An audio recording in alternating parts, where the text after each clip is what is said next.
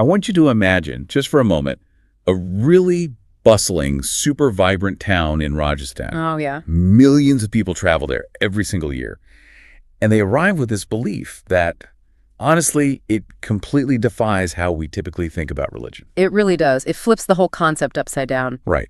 Because they believe that a deity living in the center of this town isn't just, a symbolic idol. No, not at all. It isn't some carved stone statue sitting in a dark, silent room. They believe this deity is a living child, like a literal child who wakes up, eats, plays, rests, and sleeps every single day. Yeah, a living, breathing presence. Exactly. So today, our mission for this deep dive is to explore the incredible source material we have on Nathdwara. The living home of Shrinathji. Right, the living home. We are going to trace how a stone figure traveled like hundreds of kilometers to get there, and we'll understand the mechanics of why the worshippers treat him quite literally like a young living prince. It's a massive logistical undertaking, really. It is. Okay, let's unpack this, because I want you to imagine interacting with the divine, not as some distant, intimidating king sitting on a cloud judging your actions. Right, the typical view. Yeah, the typical view.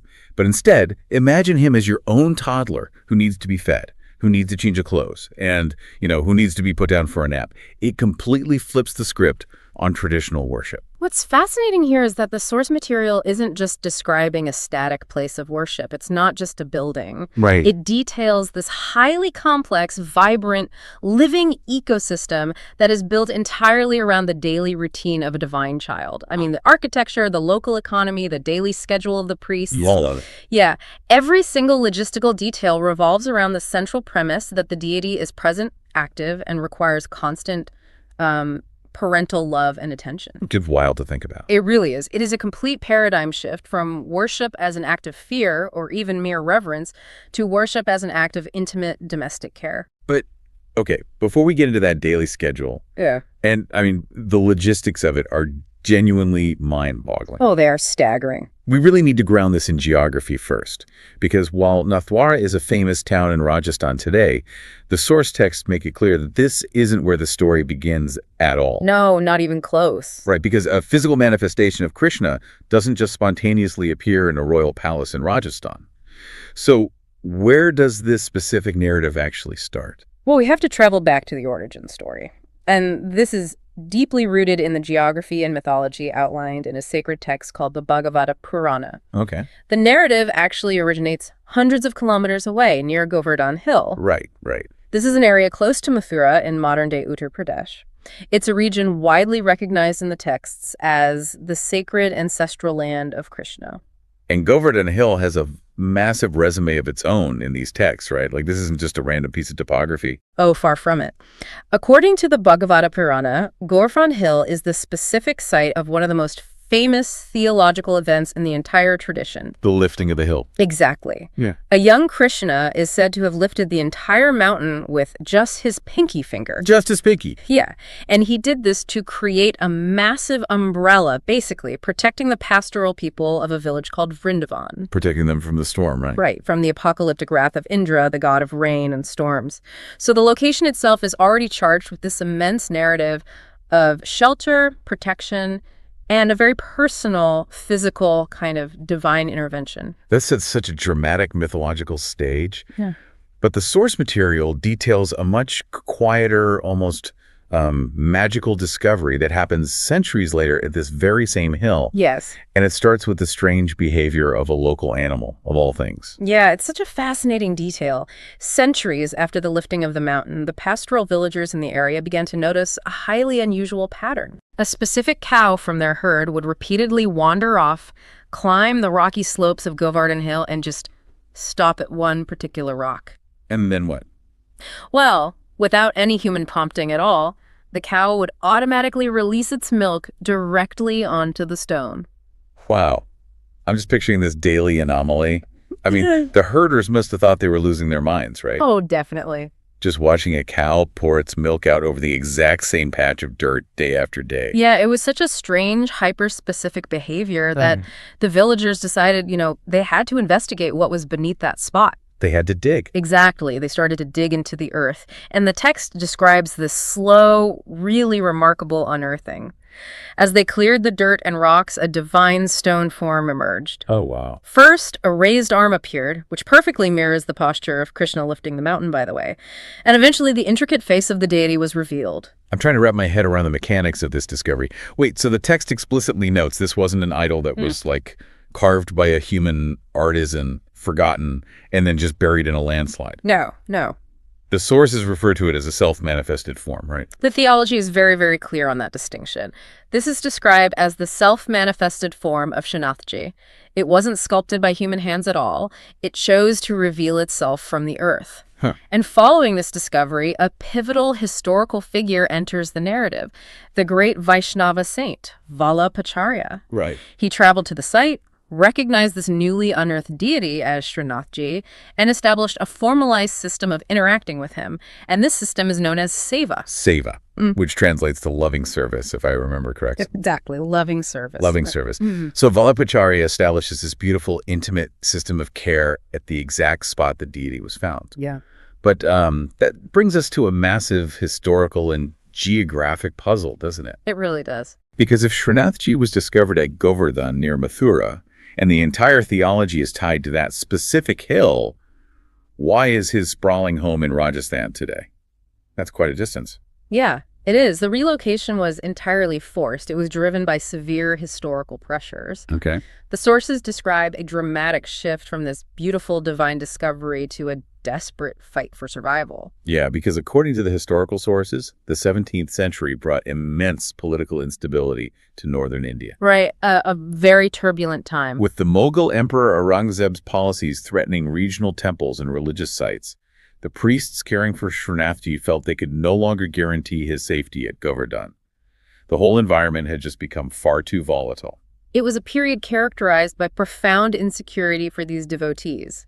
And you really have to view this through their specific theological lens. How do you mean?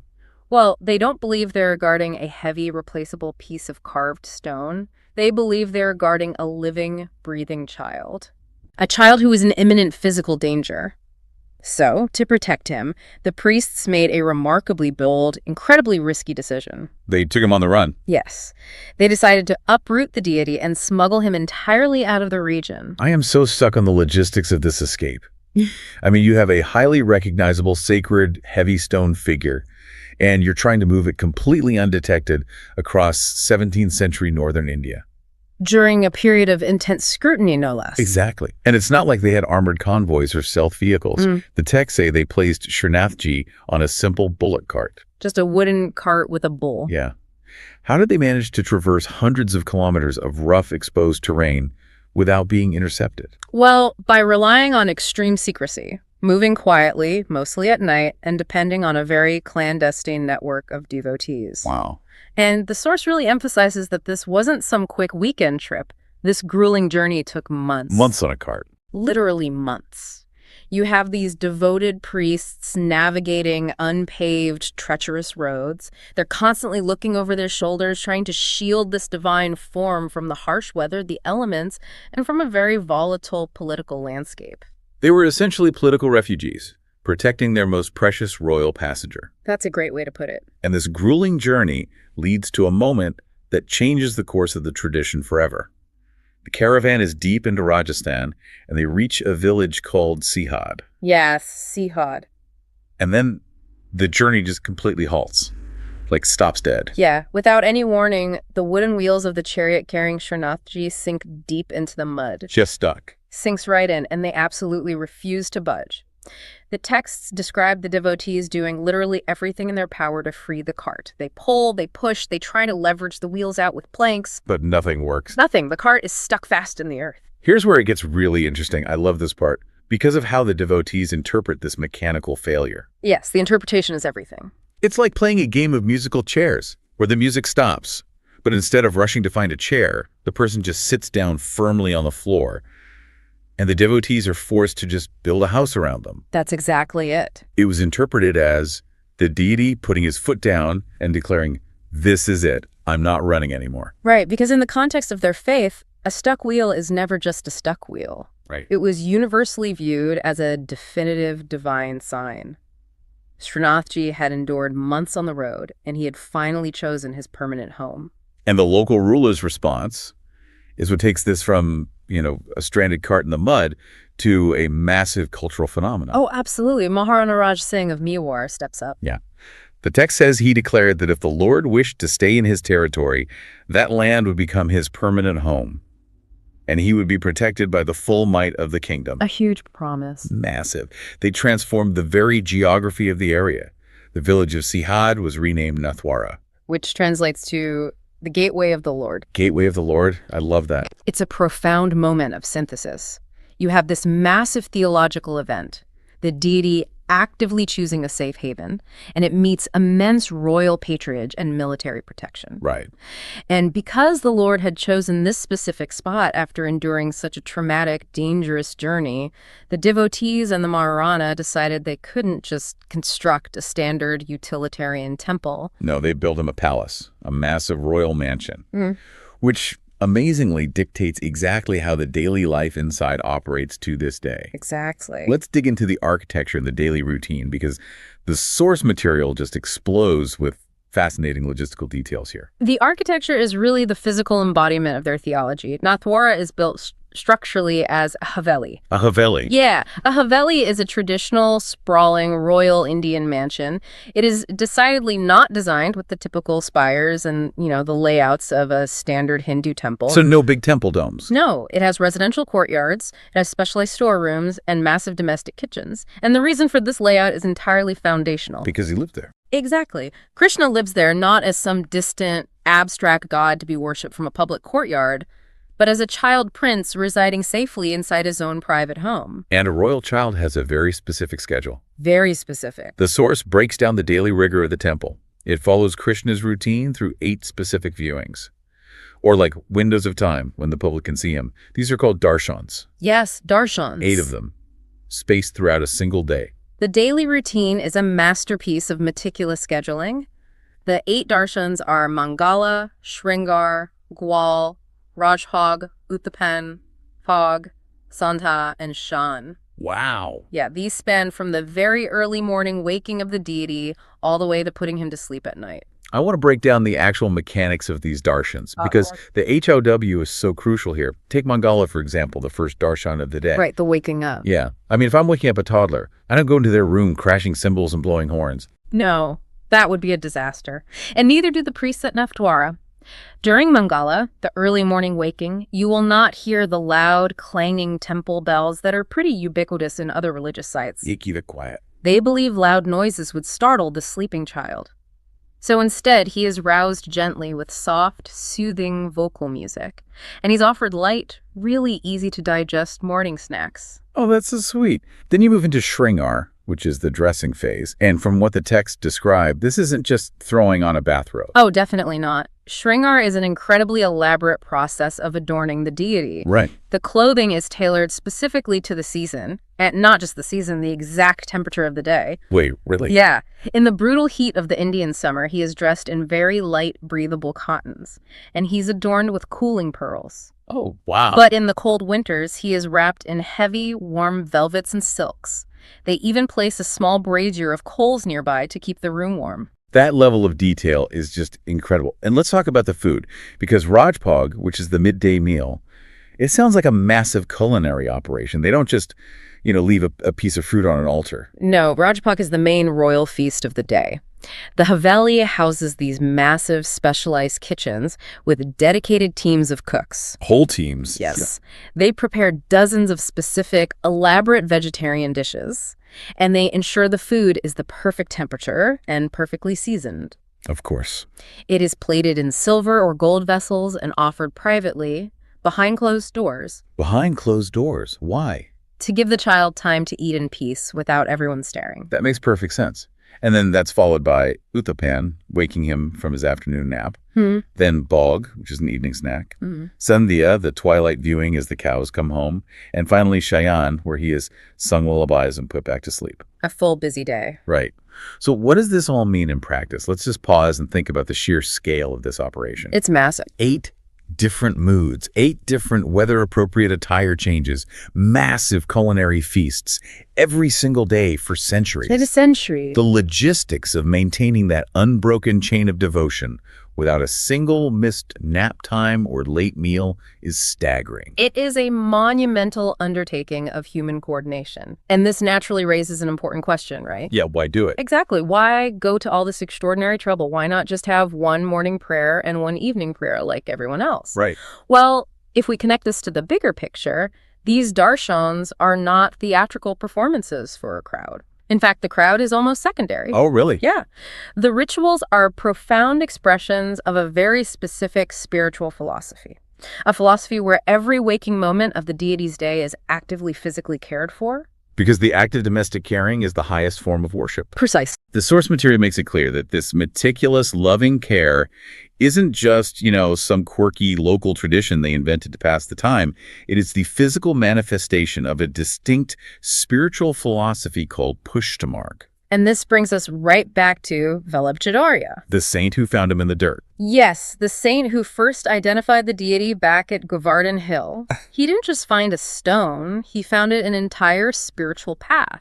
Pushtamarg translates to the path of grace. So how does the path of grace differ from the other religious traditions happening in India at that time? Well, at the time, many respected spiritual paths focused heavily on strict asceticism. Like giving things up. Right. The idea was that to reach God, you basically had to deny the physical world. Ooh. You had to fast severely, meditate in isolation in caves, or perform harsh, punishing rituals to detach completely from worldly desires. Wow, okay. But Pushtamarg teaches the exact opposite. It teaches that God is reached not through harsh physical denial, but through divine grace pushti. And you access that grace through absolute joyful immersion in beauty, love, and service. I see. It's the difference between following a strict boss's rules out of pure fear of being punished or audited versus cooking a beautifully complex, elaborate meal for someone you deeply love just to see them smile. That's a great analogy. The motivation completely shifts. The devotees in Nathdwara aren't serving out of fear of divine retribution. They aren't trying to rack up karma points. They feed him, they sing to him, they sew clothes for him out of pure, unconditional parental affection. Yes, the motivation shifts entirely from a grim obligation to joyous devotion. You aren't denying the senses at all. You are utilizing them to create a perfect environment for the divine. Which is beautiful. And the cultural output of this philosophy is staggering. Because when a community's entire spiritual focus is on bringing aesthetic and physical joy to a divine child. It creates art. Exactly. It births an incredibly vibrant artistic culture. The source notes the art specifically, focusing on the famous Pichwai paintings of Nathdwara. And these are just like canvases hanging in a quiet gallery. No, Pichwai paintings are an essential, functional part of this living ecosystem. Functional. Yes. Pichwai literally translates to that which hangs at the back. So these are massive, intricate, visually stunning cloth paintings. They usually depict Krishna's divine pastimes, but they're used practically as theatrical backdrops inside the Haveli's inner sanctum. And they change the backdrop depending on what time of day it is or what season they're in. Exactly. They are constantly swapping them out. If it is the peak of a sweltering summer, the priests will hang a Pichwai depicting a lush, shaded lotus pond. Oh, to visually cool them down. Right, to visually cool the environment for the deity. During the monsoon season, the backdrop will feature dark, dramatic rain clouds and dancing peacocks. The art serves to completely immerse the deity in the appropriate mood and season. It's like having a dedicated full-time team of set designers constantly dressing the stage to ensure the star of the show is comfortable. It really is. And that immersive joy, it extends to the festivals, too. The source lists massive celebrations that completely take over the Haveli. Festivals like Annakut, Janmashtami, Govardhan Puja, and Holi. Right. These are not quiet, solemn affairs where everyone sits in silent meditation. Far from it, they are sensory explosions. Yeah. Take Annakut, for example. This festival commemorates the lifting of Govardhan Hill.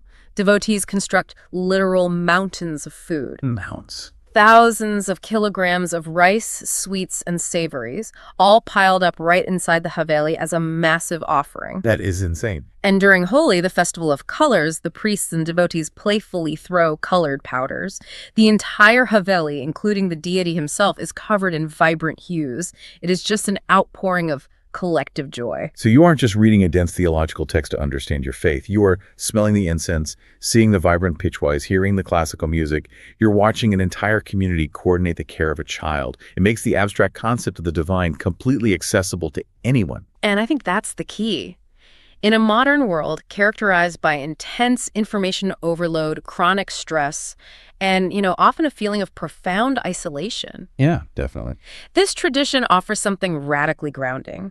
The idea of engaging with the divine through beautiful art, joyous celebration, and the tender, universally understood feelings of parental affection. It acts as a fascinating psychological anchor. It brings it all down to earth. It does. For the millions of people who visit Nathdwara, it offers a tangible physical experience of love. It brings God down to earth, into a home, into a daily routine that any parent, caregiver, or just human being can instantly recognize. Which perfectly brings a full circle to what we talked about at the very beginning of this deep dive. Yes, it does. We started by looking at a self-manifested stone form slowly unearthed by villagers on a hill near Mathura. We followed the devoted priests as they made a dangerous, terrifying escape across the country on a simple bullock cart, braving the elements and political threats to protect him. We saw the cartwheels sink deep into the mud in Rajasthan, in what became a miraculous sign to finally stop running. And finally, we explored this massive living Haveli, where a team of people dedicate their entire lives to ensuring a child prince gets his afternoon nap and his favorite meals. A truly remarkable journey from a sudden discovery in the dirt to a permanent, intricately managed royal home. Absolutely. And the core takeaway from all these sources, the thing that will really stick with me, is that Shrinathji does not simply reside in Nathdwara as a monument to be looked at. No, not at all. He lives actively among his devotees. He allows himself to be loved, not as a distant, untouchable creator of the universe, but as a vulnerable, joyous child who needs his community just as much as they need him. It is a profound reframing of the human-divine relationship, and it really leaves us with an incredible concept to consider. Yeah.